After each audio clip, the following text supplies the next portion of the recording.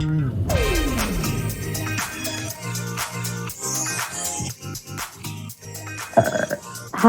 I'm Madonna. I'm your worst nightmare. To rule the world. Why don't you show them what you do, honey? You've never had more fun with anyone else. People, we gotta move on to the next song. I'm sweet and I'm a bitch, you know what I mean? And that's always been the way it is. I'm a human being. I'm waiting.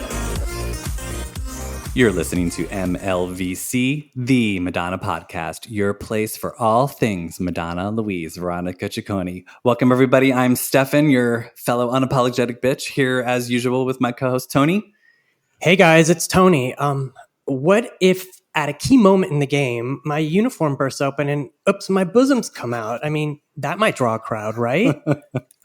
Oh, all the way, May. Welcome, everybody, to another episode of the MLVC podcast. We are very pleased to welcome our special guest today on the program, Abdi Nazemian. Welcome to the podcast. Hi, everybody. Hi, Abdi. Welcome. It's so exciting to have you on the show. So good to be here. Did I pronounce your name right, Abdi? Yes, I got it right. You did. Yeah, Okay. Yes. Very good. Just like very good. I hope you guys are aware that one of Madonna's children's books is called The Adventures of Abdi. Yes, duly noted. In case that, and in fact, I think it was written for you, right? Mm-hmm. I do have a theory that it was inspired by me, since I was friends with some people in the Madonna camp at the time, and I have an autograph written to me from Madonna right around the time she was writing those children's books. Oh, I have totally what it was. Evidence, and the little boy looks a lot like me. Let's be honest. See, I always thought she came up with that name because she was into like doing a lot of ab crunches, but you know, that's just me. Well, I like your theory better. Yeah, I think so everyone listening, just so you know, Abdi is an author, screenwriter, and producer whose debut novel, The Walk-In Closet, won the Lambda Literary Award for debut fiction. His latest book, Like a Love Story, was published back in June of 2019, just last year, and was chosen as the best book of the year by Entertainment Weekly, BuzzFeed, Audible, and Yalsa. Just a couple different places, you know. He's also served as executive producer on numerous films, including one of my all-time favorites, Call Me by Your Name. That's right. I've checked some of the boxes on your illustrious career, right, Abdi? You've checked a few, yes. Very good. Very good. And so, I mean, there's a lot of intersections we can sort of bounce around with. I mean, there's Madam X. We're definitely going to do a deep dive on Like a Love Story. But I sort of want to know, how did you become a Madonna fan? Where did your Madonna journey start? My Madonna journey started in Toronto, which is where I was living at the age of 7. And I saw the Lucky Star video on Much Music. And I completely freaked out. I think before that, I was obsessed with Olivia Newton-John. And overnight, I forgot who she was. And Poor Olivia. Poor Olivia. I know. I mean, still a classic. But I don't know what happened. It was like something about Madonna communicated to a very deep part of my soul. And I just became really obsessed. I mean, I made my parents take me to the Virgin Tour when I was 8 years old. Did you see that in Toronto? I saw that in Toronto with the Beastie Boys opening and my Iranian parents wondering what the hell they were doing there. That must have been before Toronto was decreed the fascist state of Toronto, correct? Yes, this is obviously pre-Blonde Ambition. And I mean, I don't, this is something I talk about quite a bit in my book, actually, because my book is about a group of teenagers, two of whom are gay, and Madonna's a big figure in their lives in the late 80s and early 90s. And it's kind of like, I want to understand that mysterious thing that happens, particularly for a lot of young gay kids. Like when I was 7, I didn't even know what being gay was. I was very sheltered. I was Middle Eastern, but it's like, what about someone like Madonna made me feel empowered and made me feel seen is very interesting to me. But yeah, that was it. I was on the journey and I never let go. The obsession has never abated. I'm so jealous you got to see the Virgin Tour. Like I came to Madonna after Who's That Girl tour had wrapped, or around, I guess, around the time that maybe Who's That Girl had just come out, the movie and the tour. But Sure. I wasn't like, I guess I just wasn't aware that she was like singing in stadiums that you could go visit. Yeah. Did you see Who's That Girl or no? No, I have a vintage Who's That Girl t-shirt that slightly fits me.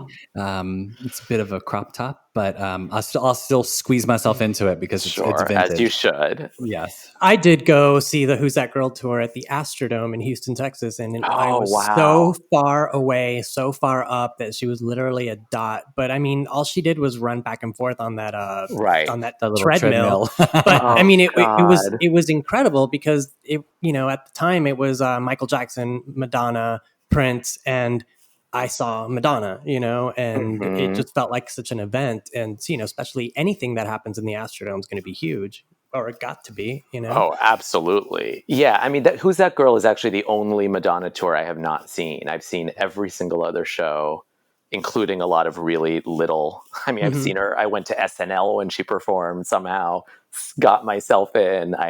Oh, wait, you saw her do her legendary performance of Bad Girl? I did. I was 13 and somehow I was a very precocious young man who loved Madonna. I got myself into a lot of stuff. When I heard she was on SNL, I'm like, how do I get myself in?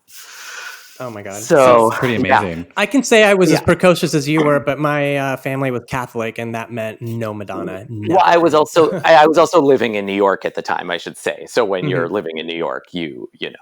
SNL That's is where in it York. happens. There are ways. Yes. Yeah, it's fun to be able to see her in like this. Obviously the stadium shows. It's amazing to see her, but I love having been able to catch her at small moments. Like I went and saw her when she performed "Don't Tell Me" on David Letterman. And, right. I'm sorry. You said you saw the Roxy. Which Roxy performance? Was that the Ray of Light when she came out. I was there too. Yeah, you were there. She touched my hand. She's staring in my eyes, singing in my face. It was amazing. It was magic, and we hadn't heard the songs yet. Correct. Nobody was familiar with what was going to happen. And she that came out. whole night Remember, was she so came out in that magical. cape, and she took the cape off, and so I don't know where you were in the venue. Like literally, my friend and I, we got there before we were like the 10th person to get in, and we ran to the little catwalk that they had and stood for 5 hours and waited for her to come out. And because she didn't come out until 2. And I remember. But no one actually believed she was going to be there. It was all just a rumor at that point. And I know when she did, I just remember the push from the audience. Oh yeah. Everyone in the crowd wanted to be exactly where me and my friend were. And we had to brace ourselves on the security gate to make sure we weren't getting crushed. Yes. My biggest memory of that night, other than the magic of Madonna, was that there was a drag queen wearing this very, very high wig, almost like a Marie Antoinette type wig that was blocking people's view. Oh, hell no. People were so angry. I think I can't remember if she took the wig off or if people took it off for her, but it was something. Yeah. But little Madonna moments like that. I mean, Roseland for the Hard Candy promo. I remember that. I was not there. So, like stuff like that is just, it's magical. Mm-hmm. Oh yeah. Yeah. It's to be in the same room as her is so powerful. And, it's funny because I've never met her, but I've been in the same room as her many times. Yeah, same. You and I are unique. On this podcast, most people here have had dinner with her and babysat her kids. I've danced on stage with her, and I had a 5-minute chat with her at Madame X. Did you? Yeah. Wait, did you really? Yes. That's pretty incredible. The infamous tale of me and my friend Sean, who got to talk to her as the beer bitch in Philadelphia. She, as our listeners have heard me say many times before, she was not very pleasant with us. But that I attest that to the fact that the Philadelphia crowd were obnoxious and drunk and belligerent, and they were truck drivers and disrespectful to Madonna, and she was not happy. So, but that's okay. I mean, as I always say about Madonna's relationship to her fans, I think it's a very consensual dom sub relationship. I mean, she is. She'll hit you like a truck, you know? Yeah, we want. I mean, I don't want. totally. I don't need her to be pleasant. You know what I mean? That's not what I go to her for. I can get that from Celine Dion, you know? Exactly. Right, Kylie Minogue will treat you like Yes. a lollipop. Yeah, but Madonna Kylie Minogue will call you a lover, and Taylor Swift will like pose with your cat. But you know, Madonna will slap you. yeah, exactly. that's She'll lovely. push you down as she's getting up the stairs. Exactly. And we'll take it gladly and give her money on top of it. That's right. No, I was actually in the front row for Madame X, and I caught her guitar pick. That was very nice. fun. That was very fun. And I've had little run-ins with her. My aunt met her when. Wow. Yeah, I'll have to tell you that whole story. I don't know, but it's that one's very special. There was a summer when I was on vacation where Madonna stopped with the Blonde Ambition tour. It was, and my grandmother lived in France, and Madonna's dancers were staying in our hotel, and I was 13 years old. I was 13 years old, and I was literally they were in the rooms across from us. So it was, it was the Truth or Dare dancers, it was Jose and Luis and Nikki and Donna. And one day Madonna stopped into the hotel, and a friend of mine banged on the door saying she was in the lobby. And of course, by the time I got there, she was on her way out. And I do have some magical photos of her that no one's ever seen from that day. But, okay. So I had a friend who was banging on my door saying Madonna's in the lobby. And by the time I got down to the lobby, she was already on her way out. And all I managed to do is take some photos of her, but which was pretty exciting. But the person she sat next to for her 30 seconds in the lobby was my aunt, who obviously could have cared less about Madonna, and who turned to her and asked, "Are you Madonna?" That was her question. Oh, how funny. And Madonna turned to her and said, "I wish I was Madonna. She's so beautiful and talented, and she's a superstar." And then she put her sunglasses on and left. That's hysterical. So that story has become like family legend. And that is one of my many brushes with almost meeting Madonna through my life. Well, Abdi, since we are in that space and time, give us your reflections and recollections of the Blonde Ambition tour, which I know was like a huge marker in your life. Yeah, I mean, for me, obviously, I love Madonna from Lucky Star, so from the very beginning, but there's something very special about the kind of 1989, 90 years, because I was 13, 14 at that time, and it was definitely the years where I was starting to understand that I was gay, although I certainly wasn't anywhere near ready to come out. And as I'm sure you guys will remember, it was the height of the AIDS epidemic in the US. It was a time when, for kids like me who were from relatively conservative homes, who weren't, I didn't have access to out gay people or any kind of celebratory depiction of gay pride. It was just all fear and all shame. And so to have Madonna, who was kind of already a part of our home because I was such a big fan, to have her suddenly being so overt in her depictions of gay sexuality. I mean, the Vogue video, Blonde Ambition tour, Truth or Dare. I mean, those were really the first times that I saw depictions of gay men and the gay community that were positive and that were celebratory, and that told me it would be okay to be who I was. And also sorry to interrupt you, but just like think about the insert with the AIDS information in the Like a Prayer.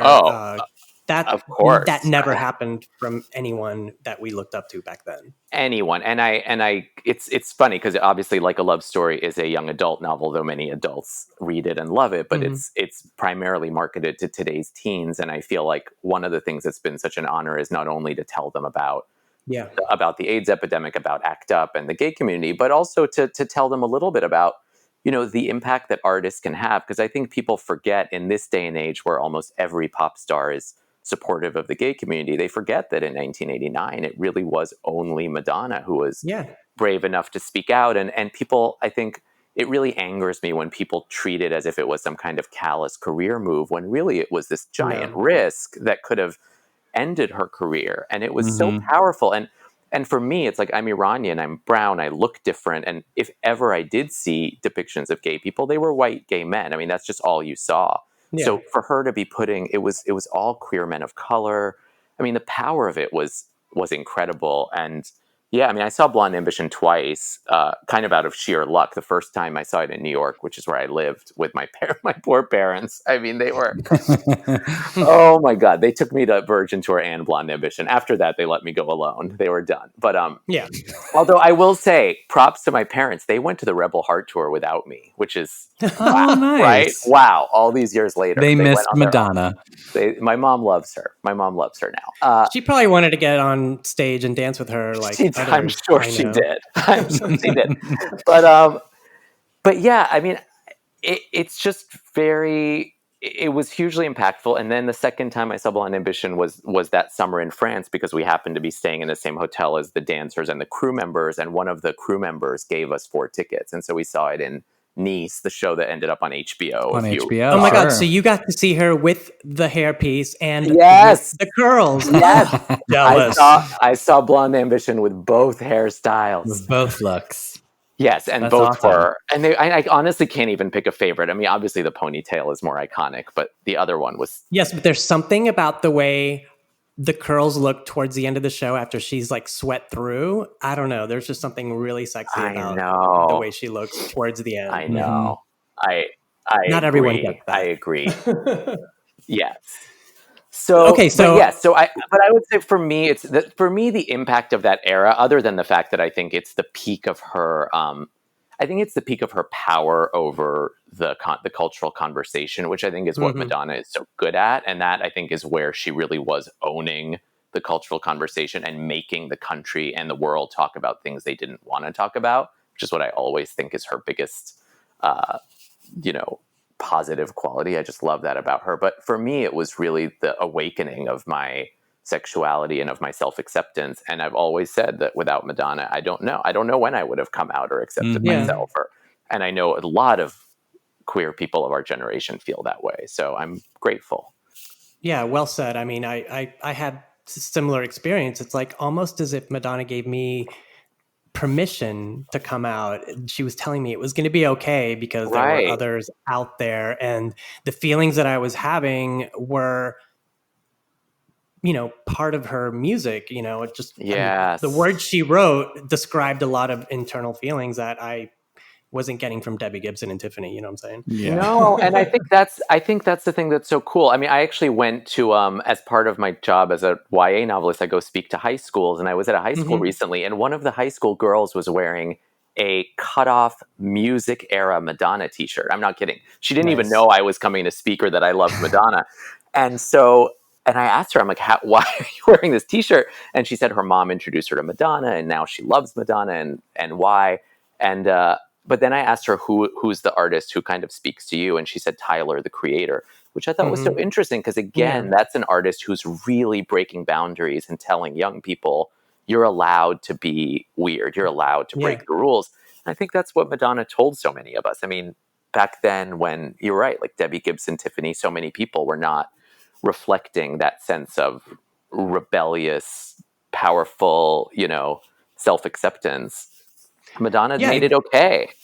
Exactly. And on top of that, to name other artists of the time, In Excess and Kathy Dennis weren't teaching me about Tamara de Lempicka or, I wasn't learning about art and literature, through listening to these, amazing pop artists of the late 80s, early 90s. That's amazing. Well, I do think that's one reason my favorite artist of this generation is hands down Lana Del Rey, which is one reason I love her, is because I do think she's doing that for this. She's sending them down rabbit holes of researching, Joni Mitchell and Neil Young and whoever, all the people, David Lynch, all the people she references. But yeah, I think often about the artist I discovered when I was young. Like I was obsessed with old movies, and I often wonder, like, was that because of the Material Girl video? Like, did I start because Marilyn was my first old movie star love, and Pedro Almodovar is still my favorite filmmaker, and I still wonder, like, do I love Pedro Almodovar because of Truth or Dare, and because that's how I first got into it? I mean, Madonna was a portal into great art. She really, and I love that she always wore her references proudly and celebrated other artists. She didn't hide who she borrowed from or was honoring. Like you knew that she was paying homage to Marilyn or Dietrich or the Metropolis movie or My Fair Lady. I mean, everything she did, her fans were like, oh, this is what she's referencing. We now need to go see that. And then it's all just an education. It's amazing. Well, and it's funny you mentioned that because I was stalking your Twitter feed last night, just prepping for our interview today, and It was research. a little research. I got a bone up, and you had retweeted an article by writer Sydney Urbanek, and she had written a column about Madonna and death, where basically she like highlighted a couple of Madonna's videos, Dear Jessie, The Power of Goodbye, Hung Up, and God Control. It's a great article if people listening haven't read it. Yeah, it's a masterful article. Please she does this like it was like a college like essay article, like one of those 10-page things that you turn in for women's studies or something. Yeah.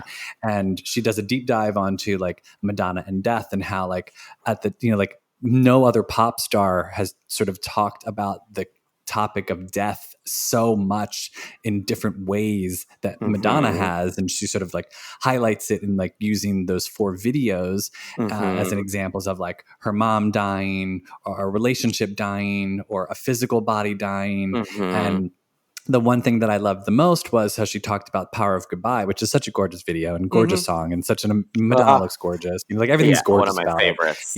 Directed by Matthew Ralston. I mean, it's just such an epic song and video. And this was unbeknownst to me. So last night I was like talking about going down rabbit holes.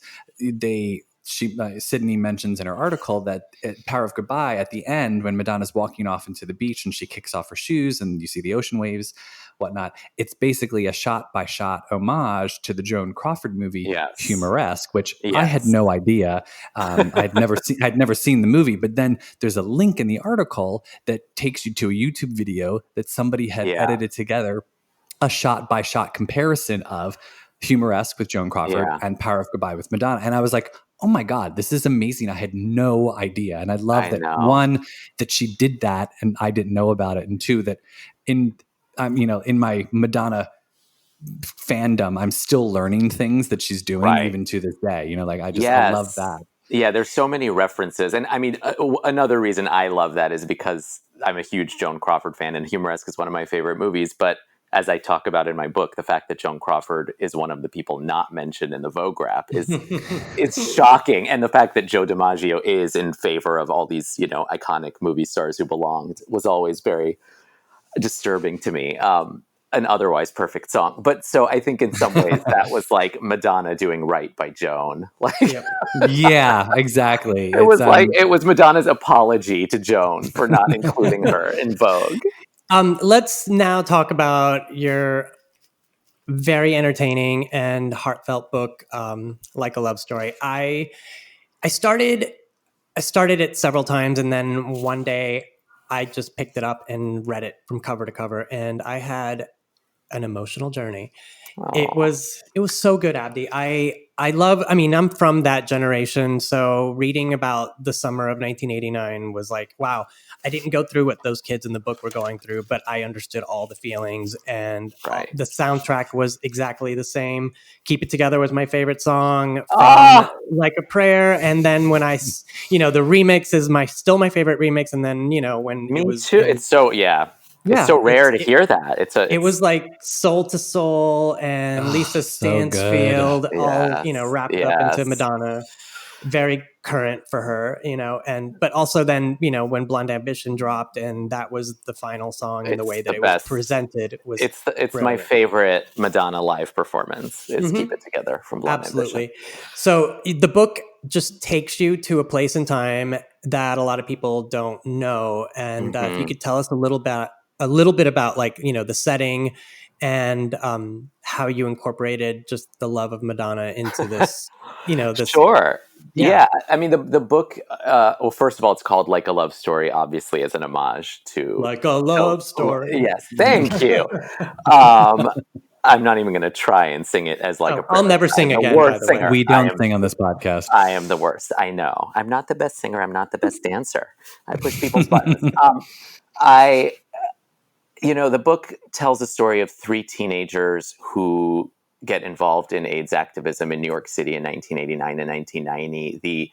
The kind of starting point of the book is when an Iranian teenager moves to New York City with his mom, and he's very much in the closet because, of course, being gay in Iranian culture is still very hard. Back then, it was non-existent. It wasn't even something, there wasn't even a word for being gay, to be honest, back then in Farsi, other than insults. And so when he moves there, he ends up befriending this really fabulous young girl who's a fashion designer who he ends up having a relationship with. And as he is in this relationship with her, he starts to fall in love with her gay best friend, who's very much of an activist. And the added layer is that her uncle, Stephen, is living with HIV/AIDS and is an ACT UP activist. And so he becomes a mentor to all three of them.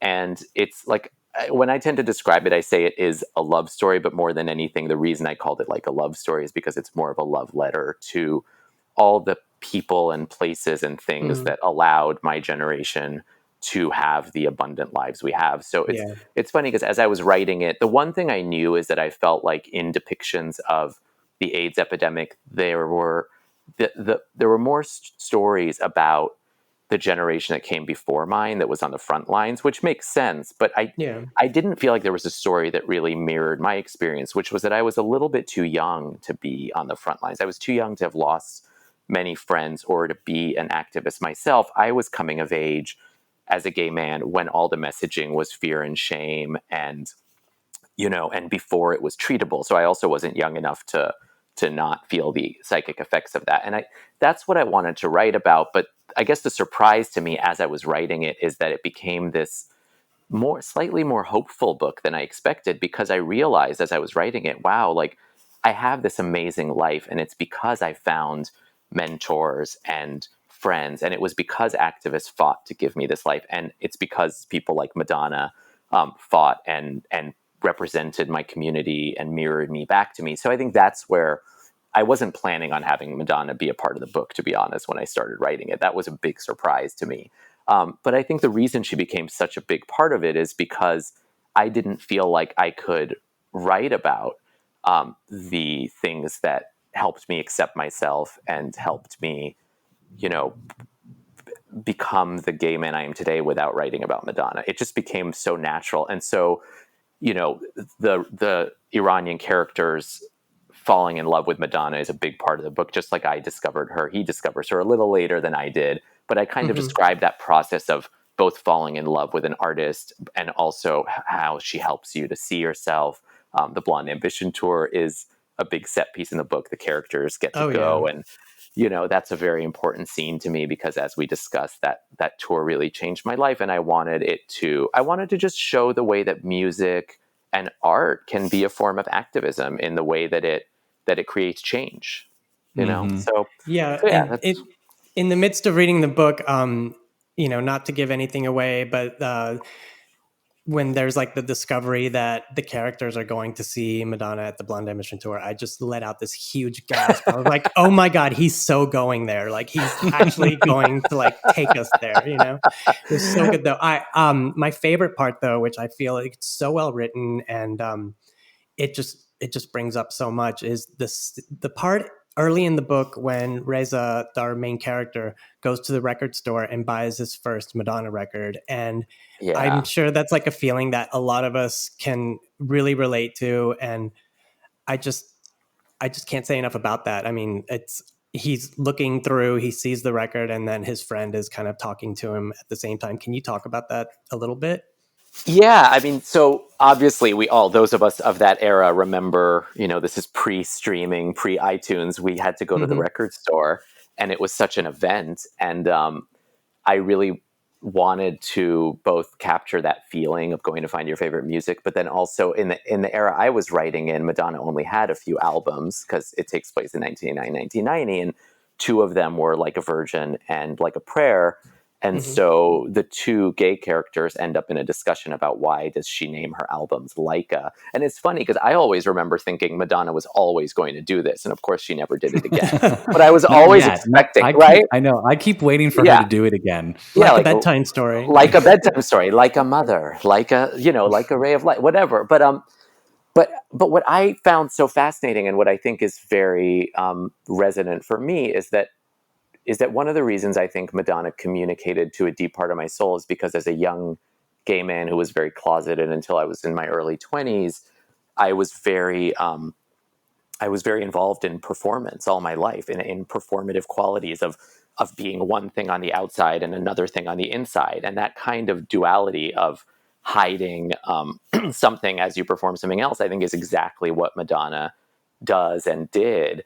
And so the idea that she was naming things like a virgin or like a prayer is just shining a light on the fact that she's exploring these huge topics like religion and sex, but with a little bit of a wink, and also with the idea that like they're not completely authentic, right?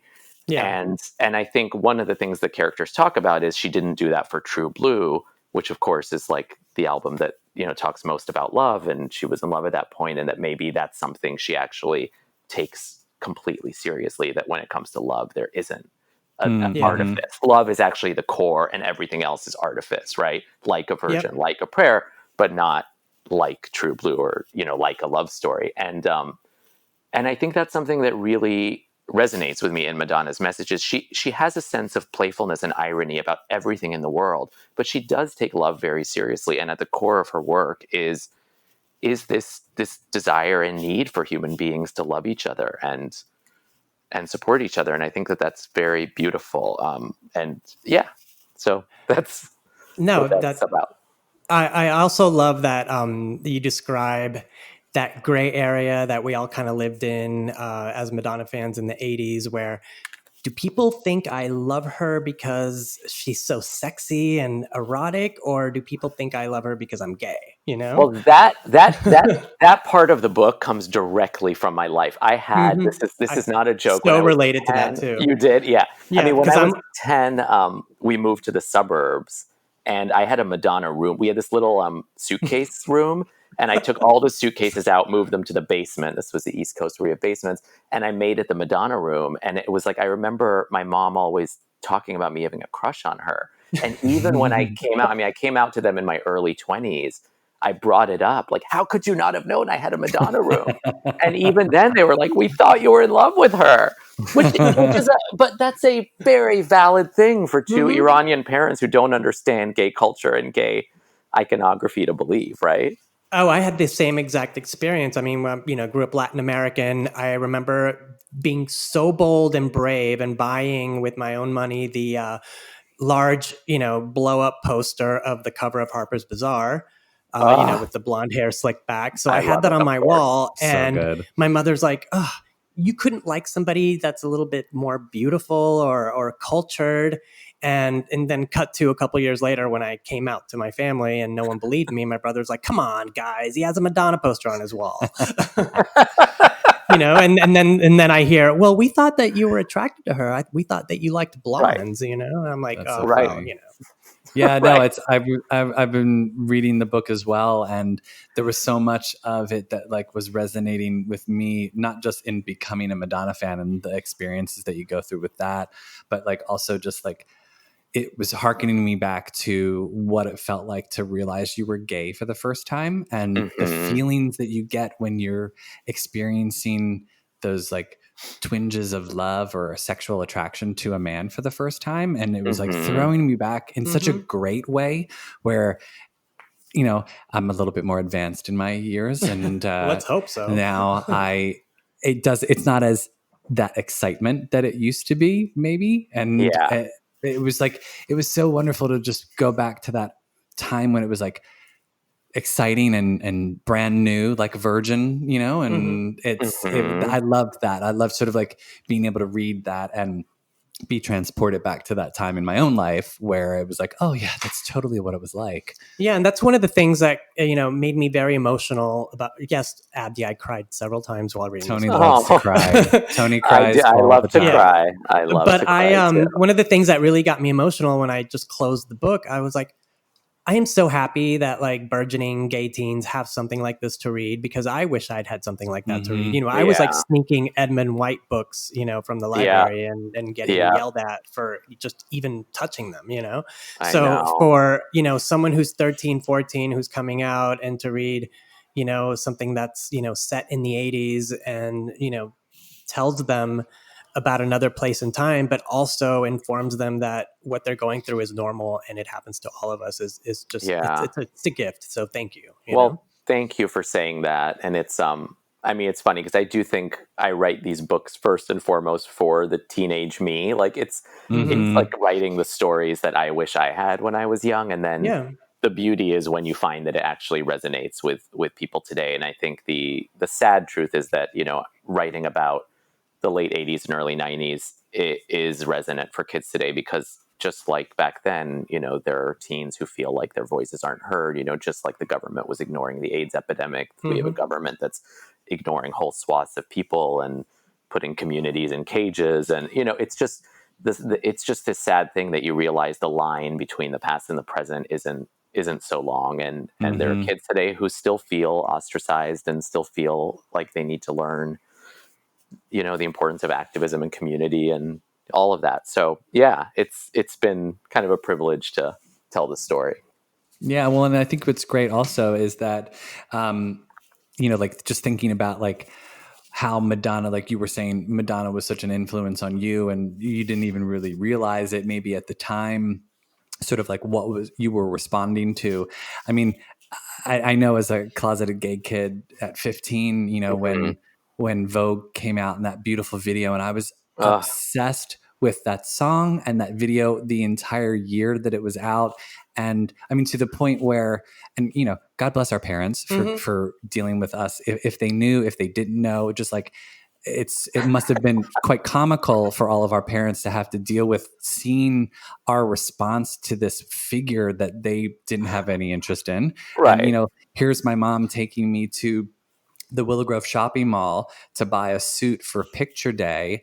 And I'm asking the shopping associate at Oak Tree, can we please find a suit like one of the guys in Madonna's Vogue video? And, you know, like my mom's just standing there letting me ask the sales associate, you know, like I just was not happy with any of the suit options that I was getting, but it was like, that's what I wanted. And I have, you know, because Madonna's putting these people on display, and that's what it's like, I want to be like that. And I didn't know why, and I didn't know what I was responding to, but it just like Madonna was making it okay. And that's what I was responding to. And I also happen to think that Madonna is half the reason why I ended up in New York. You know, like Madonna trouncing through New York and desperately seeking Susan. I was like, that's where I'm going to go. God, no, and what was great about Vogue that Abdi also kind of touched upon in his book is that while, you know, we're discovering Vogue and we're making it ours and, you know, loving Madonna at the same time, the rest of the world was on our side, you know, because it was such a huge hit and it, you know, crossed all boundaries. It was gay, straight, black, white, you know, you name it. And the whole world was behind us loving Madonna. And it was very unique because you don't really see that a lot lately. Yeah. It was, well, there's less, I mean, I guess some artists do it, but now I feel like because of the way art is consumed, there's less people who dominate the entire conversation. There's people who dominate certain bubbles of conversation or speak to certain communities, or, you know, they speak to the coast, but not to the middle of the country, or some people speak to the coast. But back then there were certain artists like Madonna or Michael Jackson or Prince who really did, you know, speak to the entire conversation. And I think there was something amazing when you saw something like Vogue crossing all boundaries. And, you know, it's wild to me that a song that is so gay gets played at like weddings everywhere. And, you know, like it's just this it was a global phenomenon, odd, wonderful thing. It was a global phenomenon. And it's all, I mean, I travel, I've lived in a lot of countries. I've traveled all over the world. I mean, Madonna is global. I mean, wherever you go, people understand her language. It's incredible. Yeah, and funnily enough, we're just going to do a small segue since we had brought up Vogue. As we all might have heard in the news lately, and we usually lead the show off with This Week in Ciccone. We did not do, but we're getting back to it now. Speaking of Madonna and earth-shattering dance songs, as we all know, Madonna had just claimed her 50th number one song on the Billboard dance charts with I Don't Search, I Find. I was very happy to hear that because I Don't Search, I Find is, I think, one of my standouts on the, especially the Offer Nissim remix, which I'm desperately waiting for her team to release any day now. Well, I'm waiting for her team to release the bedtime story album remixes, the Junior Vasquez. Yeah. I mean, where are those? Let's also ask for Veronica Electronica, the Ray of Light remix project. Where is that hiding? There's a lot. There is a lot hiding. Luckily, I still have all my old CD singles and records. Me too. Oh, I know. I haven't got. Yeah, they're in my closet. But this 50th number one is hot off the heels of I think it was Crave. Yeah, you're the one I crave. Yeah. And also the Grammy win from a couple of weeks ago with Tracy Young's remix. Yes. So the Madame X train keeps rolling along. Yes, well, and Madame X is fantastic. Yes. So you saw the show here in New York? Yes. L.A. I saw the show. I live in L.A. Okay. Yeah. So I saw the show in L.A. It was my husband's birthday gift to me. Oh, that was very front row. That's a nice birthday gift. Front row. It was. He sees you. Yes, he does. Well, it was amazing. I mean, honestly, I absolutely love the album. I know there's a lot of people who are like desperately seeking Madonna's collaboration with Patrick Leonard or Shep Pettibone. For me, it's Mirwais. Like Mirwais is my favorite Madonna collaborator. So when I heard it was him, I was just over the moon, and it did not disappoint. Like I think that the kind of work they do together is exactly what I want from Madonna at this point. It's the kind of like give no fucks, you know, say what's on my mind attitude. And I just love the album, and I thought the tour brought it to life so brilliantly. It was just intimate and vulnerable and defiant and beautiful. And she interacted so much. I mean, there was a small era where Madonna was doing tours where she barely spoke. Like all you got was "Hello, Los Angeles," and it's like, I don't, she's one of the funniest, most present people in the world. Like you want her to talk. You don't just want her to hit her marks. And so for me, honestly, the Madame X tour is up there with my favorite Madonna tours. I agree. Wouldn't you say, like, as a longtime fan who's seen her live on stage many times, this is the show we've always asked for internally, and we kind of got it, to Madonna to talk to us and sing to us, and we can see her and we can sometimes touch her, I mean, truthfully, the show, I think I really, and I'm a very odd Madonna, because sometimes I'll end up talking to Madonna fans and I realize what they want is the opposite of what I want. But but I think what I would love at some point from her is a version of what Kylie Minogue did with her, was it called the Anti-Tour or the it was basically B-sides that tour. And remixes, Yes. Like what I want Madonna to do is just, I don't care anymore about her dancing or staging or anything. I want her to get on the stage and sing "Love Tried to Welcome Me" and "Gambler" and "Let Down Your Guard." Like I want her to sing all the songs we love that nobody else, Rescue Me. I love Rescue Me. We got very close. We got no cigar. We got close. Yeah, I mean, give us I don't know. I want all of those really intimate, vulnerable songs. But I do think this was for me, and I love all the, I loved MDNA and I loved Rebel Heart and Sticky and Sweet. But for me, I think after Blonde Ambition and Girly Show, this is my favorite. Well, this is the perfect segue for one of my favorite parts of the podcast, and it's when Stefan assaults you with a quick fire. I don't assault. I'm not Madonna. Oh, yeah. I'm not Madonna talking to people as a beer bitch. I shan't assault. Oh God.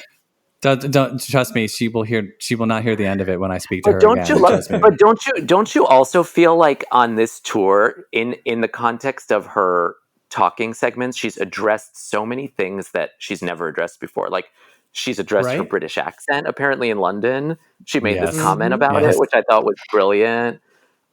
She addressed the grills. Like at my show in LA, she talked about how anytime her fans tell her they don't want something, she'll do it more. And she said, "I'll keep wearing the grills," which I thought was so brilliant. I mean, I've actually thought that would be like a great way to like do reverse psychology with Madonna. Be like, "Madonna, please wear the grills forever," and then maybe she'll stop. Madonna, how about 2 eye patches instead of 1? Right. Madonna, stay away from Patrick Leonard. Right. Exactly. I'm telling you, it'll work. All right, Stefan. Please, Madonna, only do ballad albums for the rest of your career, and then she'll do a dance album again. It'll be perfect. I'll be loving it. But I want a ballads album. I'm going to be like, just do Confessions too, Madonna. Well, you know, people are telling her to do that, and that's why she's not doing it. No, but then give us something to remember too, which is what I want. Yes, but as we digress, yes, we will Yes, move yes, yes. into Hit me. the Assault me. Madonna lightning round. As everyone who listens to the podcast knows, this is just a quick off the top of your head, whatever you're thinking, wherever you're at in your current Madonna journey. So it doesn't it can change tomorrow. It doesn't matter, but where you're at right now. So I'm ready. What is your favorite Madonna video? Ooh, Bad Girl. Oh, so good. Love that. Yeah, we're big fans of erotica. I mean, yeah, we're threatening to do an erotica episode. We just haven't yet. Well, feel free to call me again. Okay. Invitation accepted. Is there a Madonna song currently on repeat? Ooh, that's interesting. I know every week it changes for me, so I'm hoping it's the same with others. You know what I've been listening to a lot lately is I Know It. I love that song. Oh, vintage. It's very vintage, but it's like a favorite. And I feel like, I don't know, I listen to a lot of the non-singles, I feel like, because the singles just they're so in your brain that I don't know, it's very rare for me to put on like 4 minutes, anyone? Girl. Well, you know, with the Madonna singles, I mean, you can go into your local CVS or, you know, like everywhere you go, they playing the singles. You know, so like, yes. Yeah, I know that you can actually get like, if you want to hear deep cuts, that's up to you. So that is up to you. Although I play a lot of the Madonna songs, my kids, we do this thing where when we're in the car, we get to each pick a song, and they love Madonna. Good. And so I do end up listening to a lot of their favorites on repeat, and they change a lot, but they've been, you know, they went through their like Open Your Heart, Crazy for You phase. They have their favorites on Madam X. You know, we listen to Crazy a lot. I love that you're bringing the younger generation. Yes. I do that with my nieces and nephew. They I don't know if they love me for it, but I still do it. All right. Well, let's hope that Where Life Begins is not on any of these playlists. It is not. Can you imagine? Seriously. Okay. What is your favorite Madonna look? Could be from a video, a photo shoot, a tour. Oh, God. Okay, I'm going to go with the look on the cover of the Justify My Love record, the leather cap. Madonna at like your local S&M club. Yeah, with the ill-conceived lip injections. It was Madonna of Finland. It was complete. It was like gay. She was working with like gay iconography. It was so brilliant. Yeah, it's basically Madonna doing the door at the Gaiety. Exactly. Oh, so good. And then Tony, you had suggested, I love Tony's addition to the lightning round question. What do you have a favorite piece of Madonna memorabilia? God, I don't know if this counts as memorabilia, but I guess my ticket to the Blonde Ambition tour in the south of France, in Nice, because that was like the summer that really changed my life and put me closer to the Madonna circle than I've ever been. And and I still have it. Framed, yes. Yeah, I still have it. It's pretty incredible. I recently found my Blonde Ambition ticket stub, and it's so old that the ink is gone. But you can, if you look at it in the right light, you can see the like impression of where it was typed. But I'm like, what am I going to do? Yeah, what am I going to do to like get this ink back on this ticket? You know what's so cool about the French ticket is that it's not like an American ticket. It's bigger and it has her photo on it. I remember seeing those. It's so much cooler. Like the American tickets just have like type and it all like fades over time. But this is I remember during the girly show, which went everywhere except 3 dates here in the United States. I remember seeing the tickets from the other countries, and I was like, "Oh my god, these are like frameable. They're huge. How are people putting these in their pockets? They're not." But yeah. They're okay, so I just wanted to. They're so beautiful. A little non-Madonna conversation quickly before we wrap up. I wanted to know how you got involved in Call Me by Your Name. Oh, so I'm the head of development for a production company in addition to the writing I do. And we were one of the production companies behind the movie. We were, I think, the first company to put any financing into it. And so we were involved in the development of the film over years. And then, eventually when it got made, I got to be an associate producer on it and kind of be a part of the journey. And I mean, that's it. It was incredible. I loved, obviously, as an author, who writes gay novels. That book is beloved by me as it was by many. So to get to watch the journey of that film, I was there when it premiered at Sundance, and to get to see the response that people had and observe that is just very powerful. Will you be involved if they make a sequel? I don't know the answer to that, to be honest. I'm assuming that's probably going to be a couple years down the road because they want to use obviously Army and little Timothy Chalamet, and I think they want to like age them up. I hope you know the Timothée Chalamet Madonna connection. You do know this? Oh, but we do. I've witnessed it with my own eyes. Wait, what? You saw him in Lola? Okay, so I used to work for the Film Society at Lincoln Center, and Popcorn. He did Popcorn. No, I did not. So across the street from my office is the Film Center, but then there are these steps that go up into where the Lincoln Center theaters are, and every afternoon around between 3 and 4, all of the kids from LaGuardia High School come down and they stand or they congregate in that area and smoke cigarettes.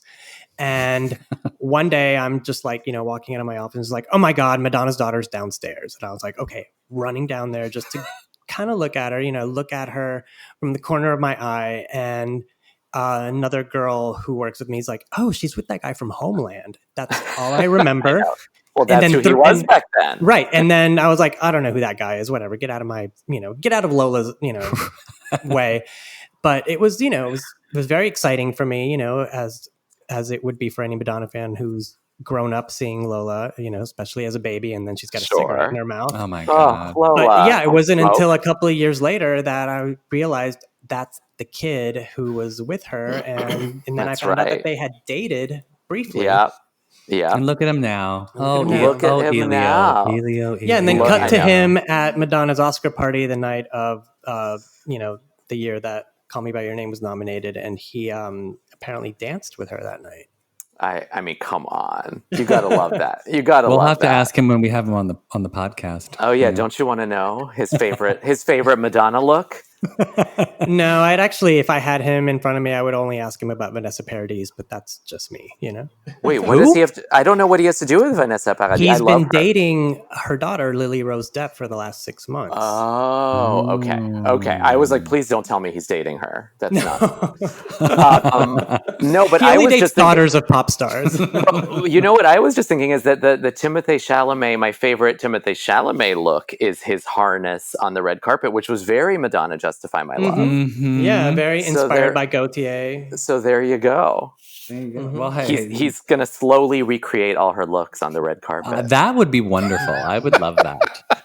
Props to Timothée if he was able to do that. That would be my God. And meanwhile, when is Lola's album coming out? I'm still trying to figure out what she does. I know she's an artist. I just don't know what her discipline is. She's currently starring in the Madame X show in the Frozen number. It's such a stunning number. Yeah. And unexpected. So good. God.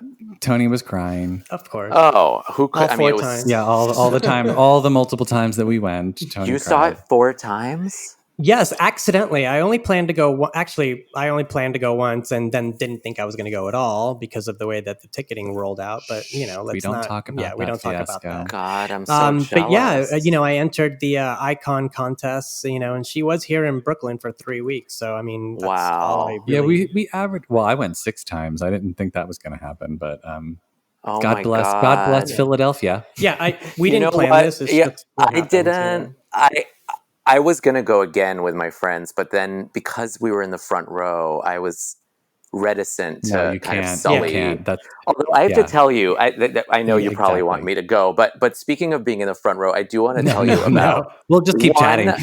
We'll just keep chatting. But the one Madonna tour experience I had that was really special was that I got to go to the Friends and Family show of the Confessions tour. And it's and they were rehearsing in Los Angeles, which is where I live, and so a friend of mine invited me, and it's unseated, so you just kind of go in and grab your seats. And obviously my friends and I showed up like 6 hours early so that we'd be in the front row, and we were like dead center front row, and I was like singing along to Hung Up With Her. But the thing that made it so special is that right before the show, Madonna comes out, I mean, basically, I think in like sweatpants, and like her hair is up and she looks tiny and just very, normal. And The she artist gives this, at work. right. And she gives this little speech to us, and she's, she basically says like, thank you for being here. You guys are our first audience. We're really happy that you're here. And, we hope you like the show. And she's just very small and little and using the small voice. And I mean, we're all just standing there like, oh my God, that's Madonna. And she's so normal. And she leaves. And like 1 minute later, she comes out of that giant like egg or disco ball or whatever that was. And she's this superhuman, force. And to me, that was one of the most incredible Madonna experiences, because it was like watching her. It's like what I was talking about with that duality between the person inside and the person outside. It's like in the course of 60 seconds, you watched her transform from this, this tiny little woman who is just grateful to people for watching her to this goddess, and it was so cool to see that. That's the power of Madonna. That's the power of Madonna. That's right. Yeah. Well, Abdi, we are beyond grateful for your participation in this episode. I just love talking to you. I love the book, and I recommend it to anyone and everyone that's out there. Yes, definitely go get your copy of Like a Love Story. As People magazine called it, a poignant, beautifully observed novel about 3 teenagers fumbling towards adulthood and acceptance at the height of the AIDS crisis in New York City. Or as Tony Trias calls it, I cried the entire time. Thank you. But seriously, Abdi, can you Tony. get this? Can you get this book as an audiobook as well? Yes, and the audiobook actually just got nominated for an Audie Award, which is kind of cool. Nice. Which is the biggest. The audiobook is great. There's 3 narrators. One of them is Lauren Ambrose, who you may know, who's I loved her. Isn't she also a friend of yours? Lauren Ambrose is one of my best friends from high school. If you want a little Lauren, Abdi, Madonna trivia, when we were in high school, when we were in high school, we always tried to get out of our athletic requirements. And one of the ways to do it is to take like yoga or ice skating instead of something real. So we took an ice skating class. And for our final presentation, we did a number to a bunch of songs, including erotica. Oh, I'm obsessed. Fun. Is there video? Please tell me there's video. There is no video. There's no video. See, back before we had cell phones. It was absolutely insane. It was like we had somehow made this little mix of erotica, It Had to Be You, the Mickey Mouse Club theme song, and we were changing outfit. I mean, it was completely insane. But yes, that's brilliant. Sounds bonkers and amazing. Yeah, but yes, it's available on audiobook. It's available however books are sold. Well, that's great. I mean, I'm reading the book, but I kind of want to listen to the audiobook just to hear that. Yeah, it's a good audio. It's really, they did a very good job. There's 3 different narrators playing each part, and it creates it's very effective, I think, to have that the different voices. Mm-hmm. I'm going to have to check that out. Thank you so much for joining us. Now we're about to jump on the phone with one of our friends in London who's going to give us the wrap up on the London shows. Ooh, but fun. Yes, thank you for joining us, Abdi. This is great. We could just keep talking forever and ever and ever, but I can't stop. The show must go on. I will stop. Well, when we do our erotica episode, we will give you a ring. I'm here. Okay. Sounds great. Guys. Bye. Thank you. Thank you so much, Abdi. Talk to you soon.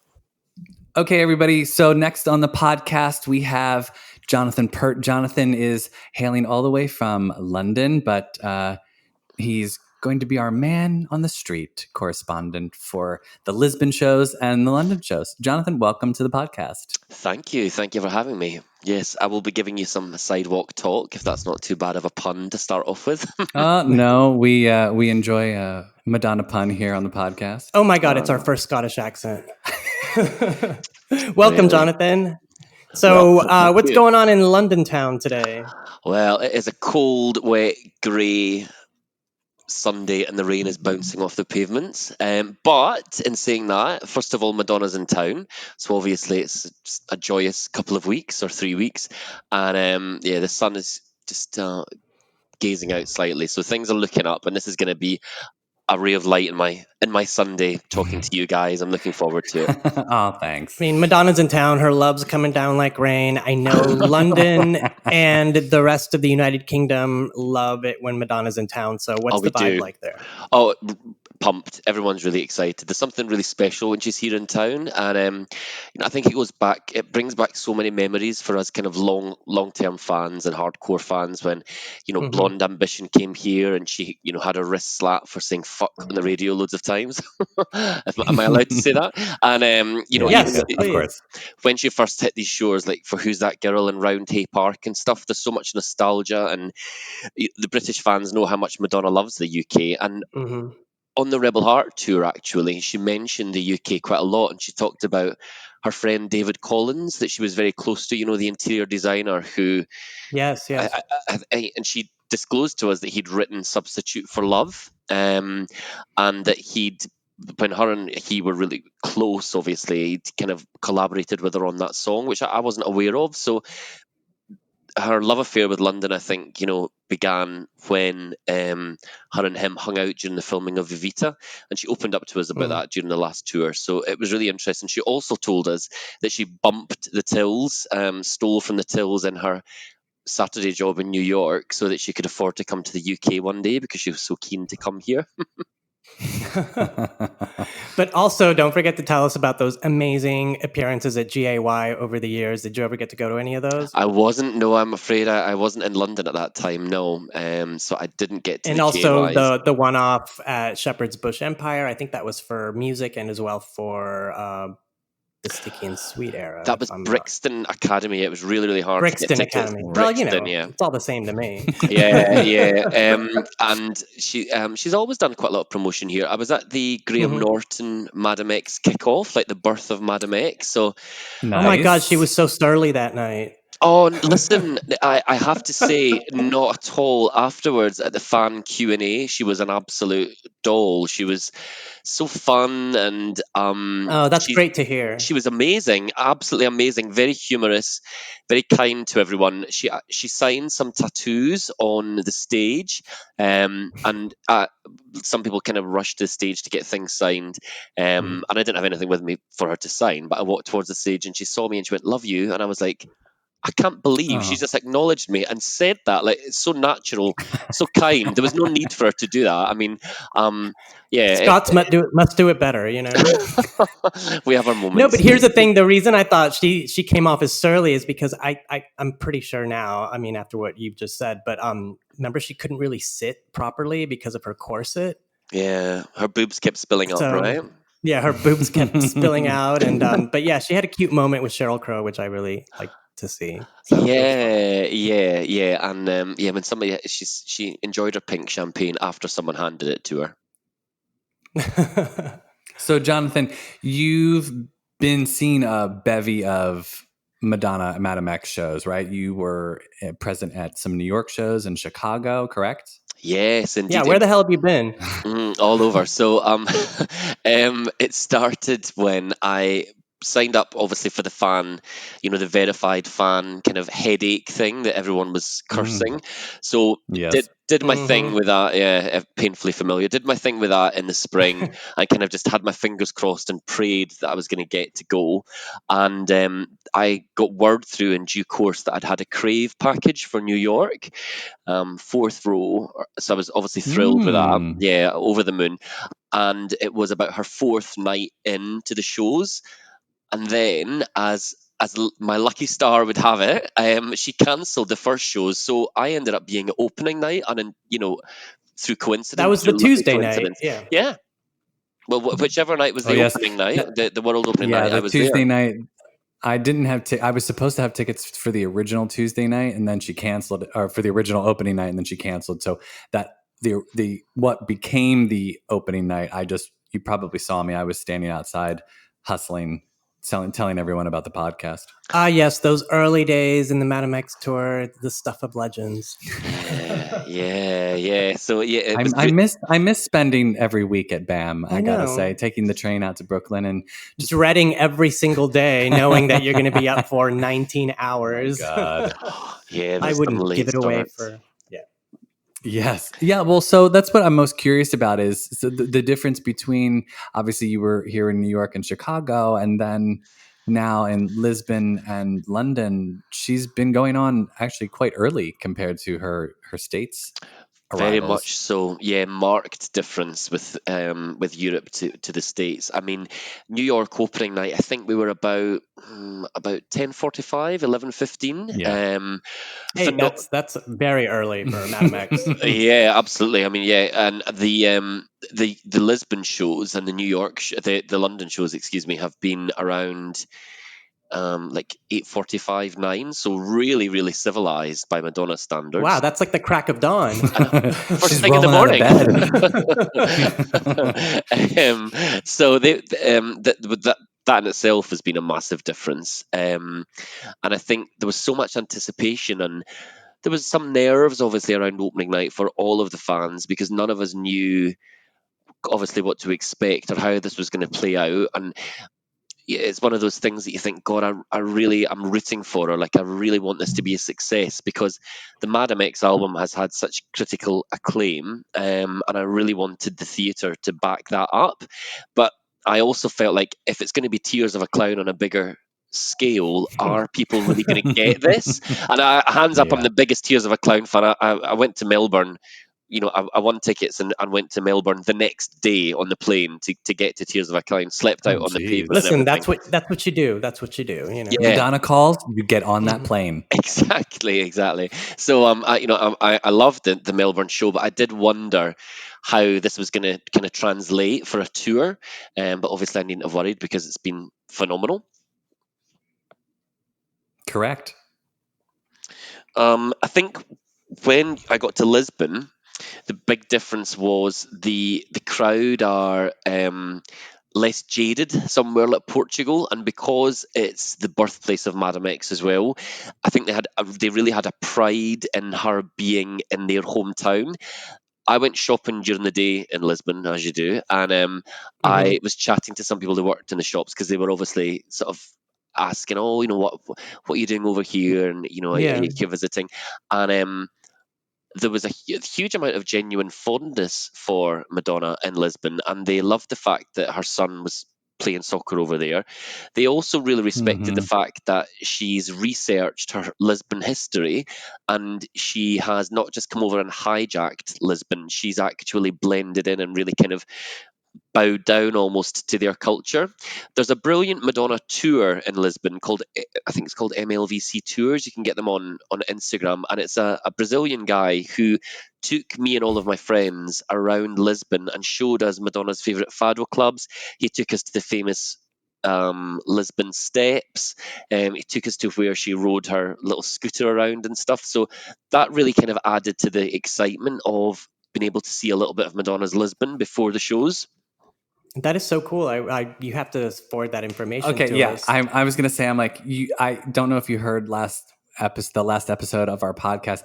We were literally just talking about how we have to do a Madonna walking tour in New York City. Definitely.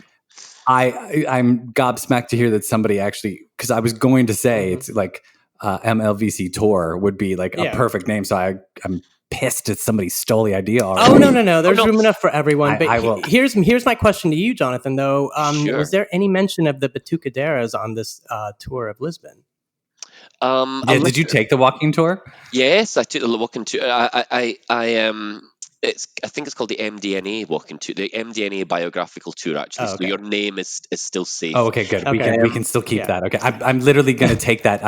Hashtag not sponsored. I'm booking the website URL as we speak. So they talked a little bit about the history of Lisbon, and he's really well prepared. Obviously, with the Bucaderas coming down through the stage and everything, it's a really moving moment, I think. And one of my favorite parts in the show, I don't want to digress too much and get all over the place, but one of my favorite parts of the show, and one that I thought really resonated in Lisbon, is the music and the scene with the two soldiers bringing on the coffin. Yeah, and the music somehow, and the Bucaderas coming down the aisle and everything, it just felt so moving. It felt so right, and you really kind of understood their story. And Madonna clearly worships those women. I was lucky enough to meet some of them after the show. As do I. Yeah, they're amazing. Yeah, Tony, he literally has a picture of the Batucaderas on his wall. meeting them after the show as well, although their English is kind of limited, Wow. you can just tell what really great souls they are, and they're obviously having the time of their life. So, and also in Lisbon, a little difference was that just prior to the coffin being walked on, which I know sounds a bit gloomy, but obviously it's a total highlight in the show. There was two young-looking dancers in sailor suits fighting to the side of the stage. I've never seen it since, and I'd never seen it before, so I don't really understand what the significance of it was. But it was part of the show, and it was like choreographed fighting. So I don't know if they were experimenting and making some little changes through the show. The Lisbon crowd adored the show. The Fado Club part went down particularly well. Oh yeah. Shocking. Yeah. And then, so I was supposed to be there for 3 nights in Lisbon. One of them was 4th row, and then the next one was 6th row. So I had those 2 under my belt. Literally had my Madonna t-shirt on, ready to leave on the Sunday night, and we got word through that show had been cancelled. So that was a bit disappointing. But obviously, anyone could see that she was in agony with her knee. At one point, she had the eye-rise dress on, black tights, and just like plain black Nike trainers. Like, she looked like one of the old ladies who lives near me in South London who gets the bus to Peckham but does her shopping. I really felt sorry for her because I thought, I can see how much she's going through pain. So I understood when she cancelled the Sunday night. Jonathan, were you in Lisbon during one of the nights where, well, actually 2 of the nights where they filmed for the future broadcast? No, I missed that night, unfortunately, so I can't talk from experience, but I have some friends who are there, so I think that will be really incredible that they're releasing that as a video, particularly from that location. And so at which point in Lisbon, I mean, were you there when they changed the set list? Because I'm interested in hearing about how that came off. When they began with God Control in the first night that I was there. But the second night that I was there, that was cut, so it was the more short show. Where she starts with Vogue. Yeah, and we didn't get Crave dance mix the second night. Yeah, I've heard that's just gone now. Like, apparently that's not... Wait, why? It's a #1 dance hit. Yeah, but apparently, I guess it's just because it's too much dancing for her, I assume. Yeah, and it's a shame because it's a real highlight. Yeah, I think I prefer it to Future myself personally, but it's gone. You're not the only one. Yeah. Well, so then from Lisbon to London, did you see a marked difference in like how she was performing? Was her injury just the same? Was it getting worse? Well, she cancelled what was to be the London opening night, so everyone was a little bit bummed about that. In London, there's obviously a huge fan base, and I don't know if you're aware, but there is a free Madonna party that 2 big fans called Neil and Sharon host, and it happens like every 6 months, and it's a brilliant opportunity for all of us to get together. It's in the daytime, and it's a real kind of community hub, if you like. Everyone gets together, and we were literally all standing at that chatting excitedly about the London shows happening, and everyone at that same moment got a text through from Ticketmaster saying that the show was cancelled. Oh, no. So we're like, oh my god, more vodka please, more drinks. So then her knee has been better, but obviously what you can see she's moving in a much more agile way. And one really important thing to note is that the British press are never usually particularly kind towards her. You don't say. All the way back. They invented the name Madge. Yeah, all the way back to Shanghai Surprise, right? When she drove over a reporter's foot. So they have really been unbelievably positive about this run, and far from criticizing her for not being agile, I've actually been really amazed. They've completely supported her and talked about how brave and strong she is to push on with her show, and said that there's been no hint of the injuries. So I think that speaks for itself. In Lisbon, I felt she was worse than from a health perspective than she has been in London. I also must say that I went to Chicago. I think it was about the third night in Chicago, and I had bidded for that ticket as part of a Raising Malawi initiative that the Madonna fan party that I talked about earlier had ran with, I think, Israel. I'm sure you guys know Israel. Yep. So we've had him on the podcast. Yeah. He's a friend of the podcast. Yes. Great. And he'd run an auction for Raising Malawi, and I got a front row ticket for Chicago through that. But that was when I really felt that there was something not quite right. I felt that she just wasn't herself at all. We all know she can be stern. We all know, how she can be. But I just felt that her vibe just wasn't happy at all. I'd actually been to the Thursday night Chicago show, and I'd been fourth row for that. I felt she was in a much better, more happy, outgoing mood. But then when I was there on the Saturday for my front row, I could tell that was when the pain was really starting, and then I think that's when the cancellation levels started to increase. So hopefully the worst is behind her. Yeah. Yeah. I mean, I'm sure her doctors are screaming at her to cancel the rest of the shows, but God bless her for pushing on. She can't hit a moving target, right? So then, Jonathan, I know that one of your most auspicious moments on the Madame X extravaganza tour was purchasing a Polaroid. What? Why didn't I know about this? Yes. So I've seen the Polaroid. It's quite lovely. How is it? And I know from experience how it is to be up close and personal with Madonna. How was it for you? It couldn't. And how many people in line in front of you did you have to push out of the way? Well, that's the beauty of my story. Actually, that's one of the great things about it. So I'd had some close moments during the previous during Rebel Heart. But I felt strongly that the Polaroid was a really good cause, and it was a really fun way of being able to get a good souvenir from the show, because obviously, as we all know, camera phone ban, right? So I'd actually had a dream, and it sounds a bit hokey, but I'd had a dream that her and I... Was it a fuzzy dream? I knew you were going to say that, Tony. I knew you were going there. You wouldn't believe the things that I had seen.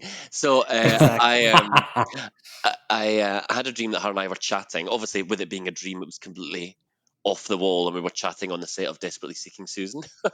But as one does, yes. I woke up in the middle of the night. I thought, right, I think that's a sign. I must try and go for the Polaroid. So ran to the bank, withdrew cash that I didn't have, but hey, we all do it. And then when I got to the theatre, I was chatting to the Palladium staff, and I think I was about row J that night, so it wasn't right at the front, but it was decent in the stalls.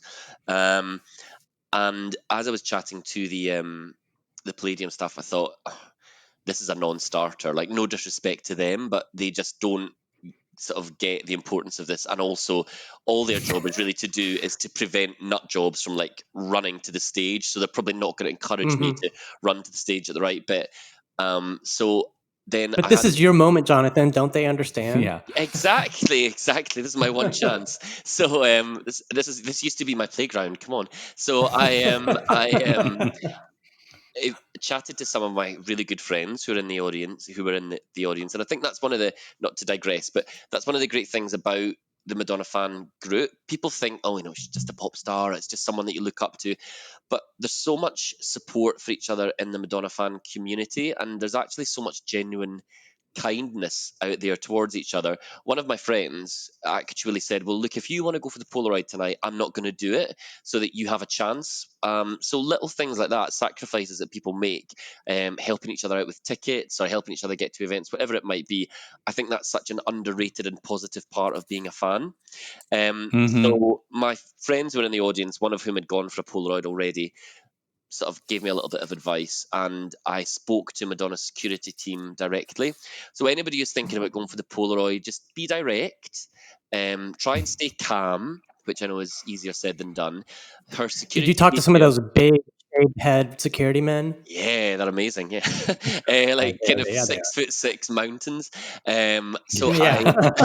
I chatted to him, and he said, Where are you sitting?" And he said, what amount are you planning to give?" So I told him, and he said, I think you should be good. And at that point, my little heart started racing, and I thought, oh, this could actually happen.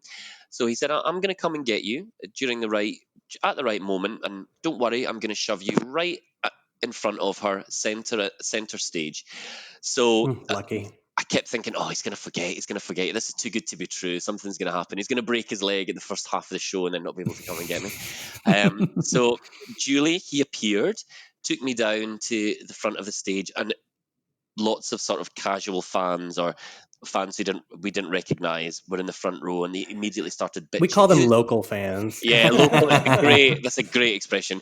Who's this? Why is he in front of us? Who's this? Who's this blocking our view? And of course, the big security guard just kind of turned around and gave them a look, and they were like, "Oh, sorry, we didn't know this was part of the show." I was thinking, I'm so glad I didn't run down here on my own. And because it was a Saturday night in London, I took a calculated guess that there would be a lot of local fans, a lot of drunk fans, and there may not be as many hardcore of the community, and it would be a good night to go for it. So I bid 1,500, which I think is reasonable. And Madonna's security detail just whispered in my ear, "Just wave your money." So I looked up, and luckily, wave your money at the lady. Yeah, no one else had gone for it that night, amazingly. So it was really meant to be. So Madonna was directly in my eye line, smiling kind of quietly, not over the top, obviously, or but sort of vague recognition, and just a kind of small smile.